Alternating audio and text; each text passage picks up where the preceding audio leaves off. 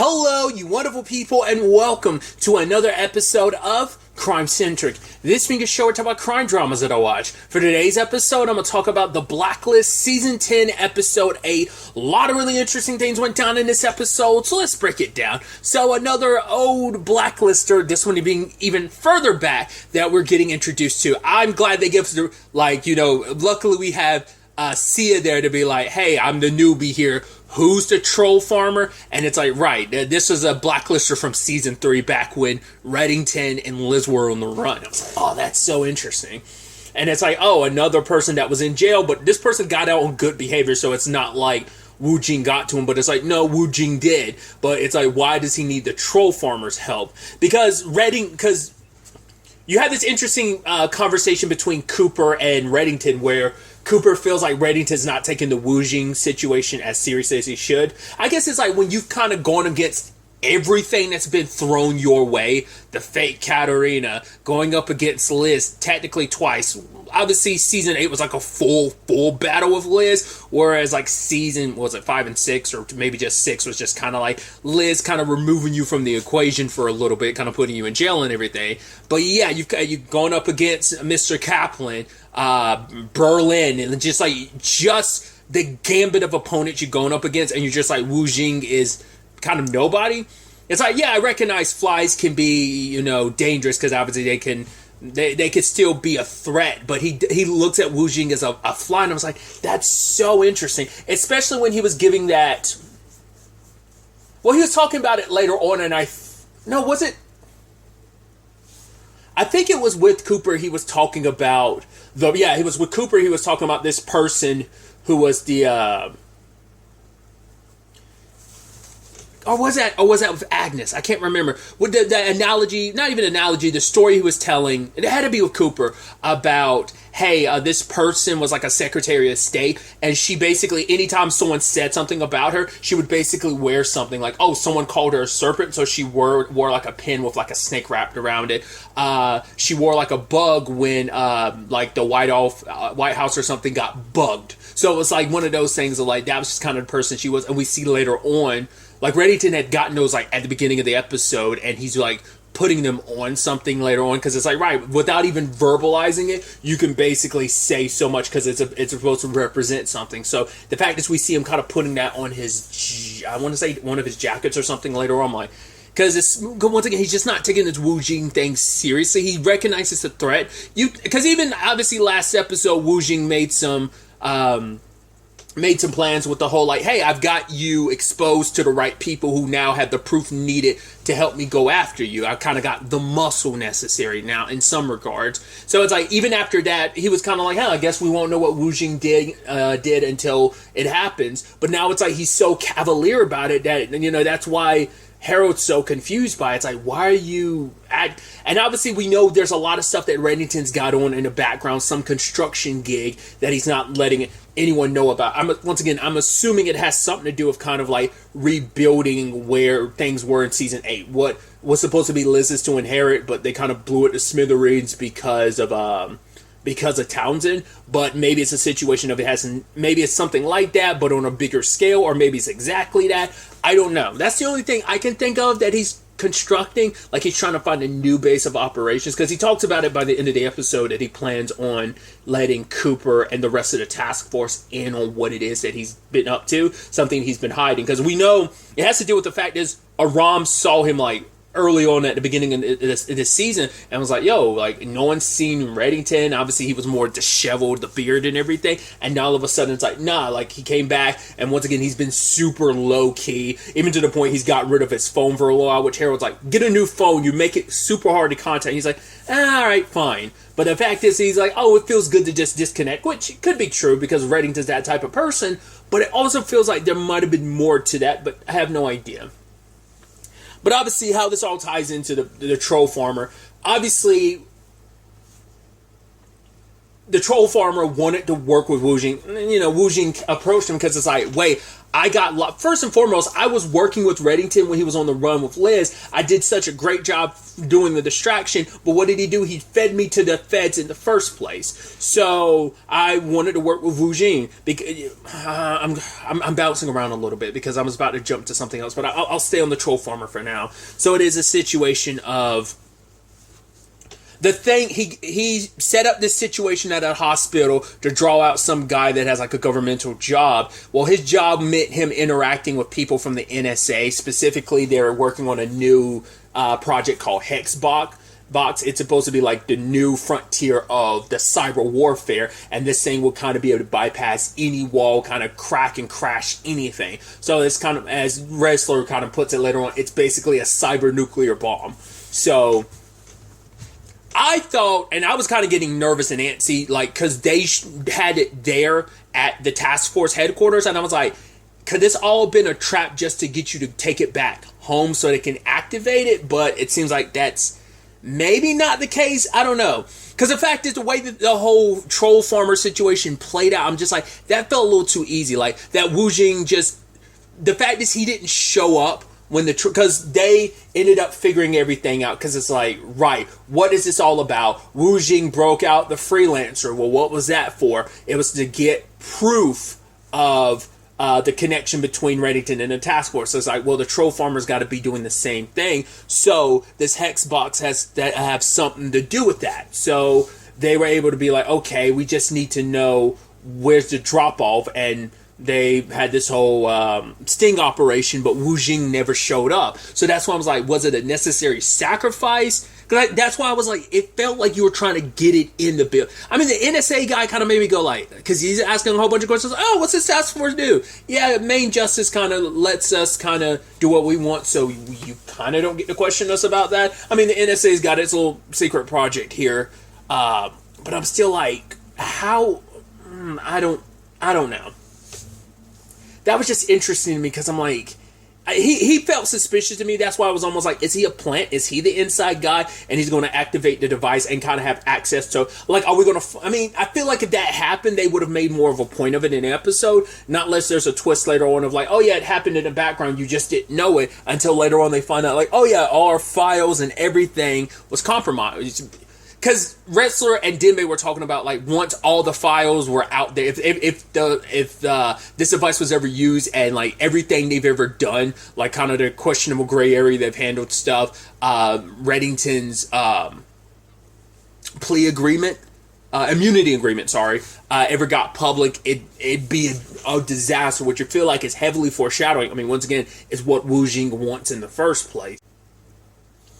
But I do love that the main motivation for the troll farmer to be like, hey, I'll work with you guys, is because all they had to say was like, right, we won't acknowledge that we work with Reddington, but let's just say if we did, which we don't, but if we did, you helping us could go a long way to kind of put you in good graces with Reddington, because it's not Wu Jing that you fear, it's Reddington, because everyone knows what Reddington does to people who come after him, to traitors, to backstabbers. It's like, yeah, I might have backstabbed you, but that doesn't mean you get to backstab me back. It's like, yeah, I'm a come for you, and you don't want that. So it's like, hey, you guys are going to put a good word with Reddington and tell them, like, yeah, this sting operation thing didn't work out, but it wasn't my fault, so let Reddington know that. So,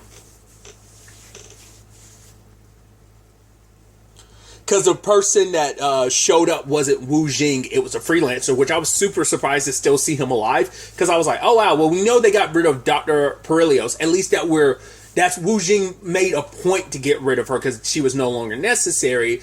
But I was like, oh, the freelancer failed, but it's like, because Perilios never got anything out of Denbei, so at least the freelancer stuff did work in the end. You got the proof you needed, so I guess you need him still alive, so, and you could still use his services in the future, or at least Perilios, it's like she failed you. She didn't get anything out of Denbei, so it's just kind of cut our losses there, I guess is how they kind of chalk that up.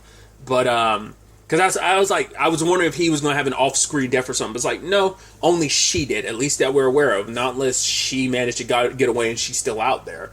But because yeah, once again, they had that conversation about her, but didn't have it about the freelancer, so that's why I was so unsure. But now it's still working with Wu Jing, and then Sia's ex-boss, the one that betrayed her and shot her at the beginning of the season, he's there, and it's like, oh, Wu Jing sent you to back him up. And then all of a sudden it turns out, wait, he's working for Reddington. I was like, how did Reddington spin that? I guess he was working with Wu Jing, and then like he was kind of left out there in the cold, and Reddington reached out to him. Hey, it's like, because even the freelancer was like, oh, I didn't know you were still working with Wu Jing, because even he didn't know. So it made it easier for Reddington to draw him in. But it's like, oh, you said you let me go. It's like, no, I never said I let you go. I said I let you live. So that was a gift that it was kind of a present for Sia, saying like, hey, this is kind of almost like a welcome to the task force gift, which is like Reddington's done that from time to time. Like he did that with he's done that like with Wrestler. He's I think he's done it for Liz. He's always kind of helped out. Oh, he also did that for Agent Park. I know he's kind of done it for Harold in some regards. He's always been helpful, but it's always like, oh, I'm helping you because it helps me in the long run. It kind of furthers our relationship and our dynamic. Because Dembe had this interesting conversation with Sia, because Sia was like, okay, like, is it really okay for us not to tell Reddington about the whole, that we got the troll farmer and everything, and about what's going on? And Dembe's kind of talking about like how that relationship works. It's like, right, he doesn't tell us everything, we don't tell him everything, and it's like, she's like, yeah, but it doesn't really harbor the best relationship. But it's like, it's dysfunctional, but it has actually worked for all these years. So there's some method to method to the madness. And even Dembe kind of saying like he had kind of faith in Raymond, that like everything would kind of work out in the end, because he'd even said like, right, because Sia started to question whether or not her mom was really okay with all this, like, you know, because obviously we didn't get to spend so much time with her mom, because her mom wasn't around. God, when did her mom die? Her mom didn't die like late in the season, didn't she die?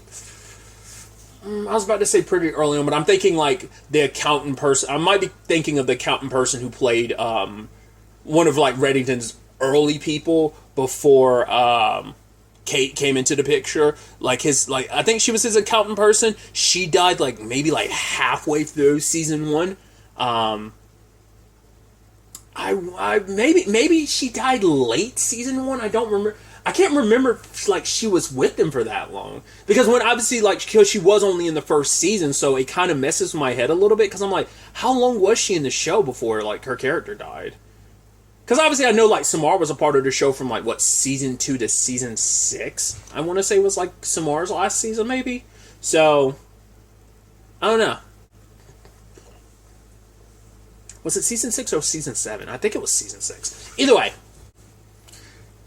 Because I was trying to think and remember, like, how much she did get acquainted with how Reddington did stuff. Obviously, the rest of the squad had years to get acquainted with how he did stuff. Once again, Dembe was on the other side of things, so that obviously hit, you know, he has different perspectives on when it comes to working with Reddington, both, like, directly on his side and still having, I mean, Dembe always knew more than others, you know, but obviously he's been cut out for the past, like, couple years. But anyway, Sia was wondering whether or not her mom was really okay with, like, keeping the secrets and stuff like that. But then, like, Dembe was like, yeah, but Reddington did, like, a super deep dive on everyone before they joined the task force. So, kind of like, he was okay with her. Like, maybe she had some secrets or something that he took an interest in, or took an interest in her for certain regards. Like, he was, like, he signed up and was, like, okay with, like, stuff, even though, because if he had an issue, he probably would have brought that up early on, but it's like he did a deep dive into everyone that joined the task force, so it's like, right, what did he find out about Sia? Because obviously he already knew about Agent Park and everything, so I'm curious, like, what he knows about Sia, because she almost had this look almost like what from her past might get dug up, or maybe it's just about learning about some secrets of her mom, because that's the whole reason why she took this job, was also to get closer to the job that ended up, you know, leading to her mom's death, so she wants to be closer to it. And obviously this episode brought her a little closer to Reddington, that he ended up gift wrap and delivering her former boss and everything on a silver platter. So Other than that, we also had Reddington having to deal with that Phil guy, which I thought that was so interesting. Where, like, because Phil had his reservations about working with Reddington, because he's like, yeah, I've been hearing those nasty rumors about you working with the FBI. And for Red, it's like, yeah, of course I do. Because I've got so many cops in my body, like people from the CIA, Mossad. I've got police departments from, like, New York to New Delhi, I think is what he was saying. I've got, like, but it's like, no, this is different. He's like, I've been hearing that basically they've been serving up some of my own associates to the cops and stuff like that. And Reddington told this story about, like, oh, when I was younger, I was spending time with his grandmother, and the grandmother had, like, a sheep that had one eye. And my grandmother would tell me this story, like, there was, like, a shed or something that Red could never go in. And just, like, year after year, it just always got to me, like, what could be in there? Who went in there and why? And just all these many questions. And then one day, the sheep got out, and he heard the sheep, like, inside the shed, and ended up checking it out. And it's like, well, what was in it? Oh, nothing. I mean, maybe a little hay, but it was just my one-eyed goat. Belka, I think it's the sheep's name, the sheep's name or whatever, or goat or sheep's name, and it's like, yeah, like oh god, he said something. Red's always got away with words, but basically it's like, oh, basically you are getting so caught up in the fear, the trepidations of just kind of like something that you don't really know for a fact. Like, don't worry about the FBI. You're drowning in this fear of something that's not even there. Like, someone's whispered to you, like, oh, stay away from Red because blah, blah, blah, blah. But it's like, yeah, all you're going to see when it comes to me is a one-eyed goat. Like, that's all there is. There is no big conspiracy of me working with the FBI like that. So, yes, get back to business. If you don't, the next time we talk, it's not going to be a pleasant conversation. So I thought that was very, very interesting, and I can only assume, once again, that has to deal with the bigger plot that Red is talking to Harold about later on, saying that basically Wu Jing is going to be dealt with in the next 72 hours. And it's like, yeah, and he says his line that I thought was so interesting. He's like, yeah, and my task force will forever be a secret, like it never happened. I was like, the fact is you chose those specific words make me go, there has to be, that almost makes it seem like you're about to destroy everything that you've kind of, once again, you're kind of going scorched earth. Like, it feels like he might be undoing the agreement he has with them just to kind of prove Wu Jing wrong, that there is no agreement, just to kind of get the criminal world back on his side, because allegiances are falling from Red's favor to some extent, little by little, and in some aspects in greater volume. But for him to be like, yeah, 72 hours and this is done. So we'll see if that ends up being the case. Obviously, like, we're entering essentially the halfway point of the season. So, well, we still got a couple more episodes. It's like, what? God, once again, it's like, I keep forgetting, is this 20 or 22 episode season? I think this is a 22 episode season. I think I'm confusing it with Riverdale because I think that's a 20 episode season. Either way, but the fact is that we're still a couple episodes out, but we are entering like the halfway point. So I'm like, is Wu Jing going to be removed from the board and we just got to deal with the collateral from that? Or is like Wu Jing's going to be the main antagonist? Especially with Red keeps delineating him just to a fly. Makes it seem like he isn't that big of a concern. It feels like there might be something even greater out there, or just Red's great end game of sorts. Like, it's more important because the groundwork was already set up before Wu Jing even really entered the fray. So, well, because Reddington already knew about the Wu Jing of it all and came to tell the task force about it when they were kind of investigating stuff in the first episode. So who knows how long he's had an upper, like, that the Wu Jing situation might have given him the final push he needed to instigate all this, but maybe it's something he's been thinking about for a while. I don't know. Because I keep drawing it back to Agnes, especially because he's spending so much time with her. And so I thought it was interesting, and I think this is kind of an important detail of, like, made like that, the cake or whatever with Agnes, and ended up, like, she was recording like a video for her vlog, and I was like, he's like, oh yeah, just don't like put me on camera and stuff like that. So they stopped the recording, but I'm like, yeah, but did she delete that footage? She stopped the recording, but the recording could have easily, like, auto-saved. Because it was like, oh, I stopped it, but it's like, yeah, that recording's there, so there might be footage of Reddington with with Agnes, and that could be something Wu Jing uses against him.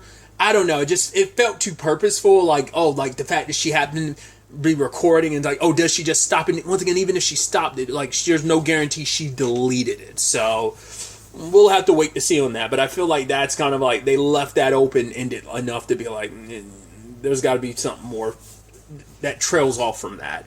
But another angle to the episode is Herbie will not stop blowing up Sia's phone because he keeps calling and calling because it's like, oh, he has a little crush on you. Sia's like, no, he has a crush on all of us. He wants to work here, and he's going a little overzealous and stuff like that. So to the point that Harold had to get in contact with Red about it, and Red has to talk to him about it. It's like, oh, I kind of went a little obsessive. But for him, it's like, it makes him feel like, hey, I'm back in the old swing of things, because all his work is now like hands like within arm's reach at home, and he kind of uses it as an excuse to get out. I was like, yeah, I'm going to be here for my child and raise her, obviously, but I also need time away. Like, it feels good to work with the team and everything, and it felt like the old days of kind of what my old work was, because now I can't do it anymore. Because we find out from Red that it wasn't something on Herbie's fault. It was someone else, like a DA's or something's fault, and like Herbie ended up leaving, is the way Reddington phrased it. He also said something interesting too, where he was like, oh yeah, Herbie's not much of a team player. I was like, what does that mean? Like, he seems very team playerish, but maybe we haven't spent enough time with Herbie to really kind of delineate that. But I was, the way they were setting Herbie up, I was like, oh, it definitely feels like we're going to be seeing more of Herbie. So even Harold is willing to kind of consider it. So it's like, right, I'll try and kind of get him hired on a temporary basis. So I was curious if he was going to because obviously he's a quirky character, kind of like Aram was quirky. So I'm assuming he's going to kind of fill that void to some extent. So I'm really interested to see ultimately where all this ends up taking us going forward into the next episode. But really, that's all I'm going to talk about. So the next time we meet, be happy, be safe, live life to the fullest, and enjoy it. Good day and goodbye.